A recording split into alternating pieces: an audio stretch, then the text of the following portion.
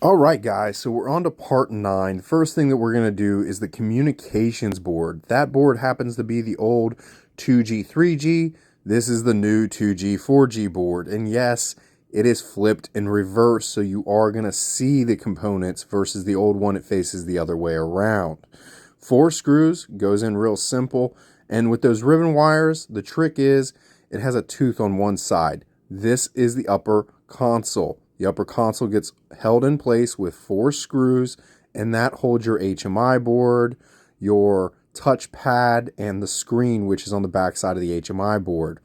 Make a couple connections right here. This is going to be the communications board going in, as well as our ribbon wire is eventually going to be attached to that, and our alarm. So we just attach the hatch. And now the front cover. And yes, you need that front cover. It covers up the air filter.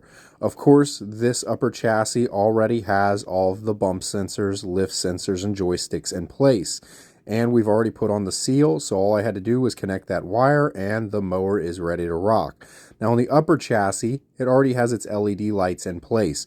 What I'm placing right now is the ultrasonic frequency. And this is on your 450 and your 550, both the regular 450X and the XH. The H represents a high cut model. And you want to start from the far side, clip it into place, follow the wire along where it goes, tuck it in, clip it in. It's got one clip. Other than that, you're just tucking the wire into the correct location. Brand new shell that we're going to attach to this thing. Make sure it looks nice and shiny. And the trick to this is getting the front end first, and the rest of it clips into place and then is finally held into place with screws. There's 2 screws about midway. Then there's roughly about 8 screws that hold on that front bumper, some of which go through the shell and into that new shiny piece we attached. The rear bumper is 4 screws. And when we're done with this, the secret is grab those wires in the front. You see them in my left hand.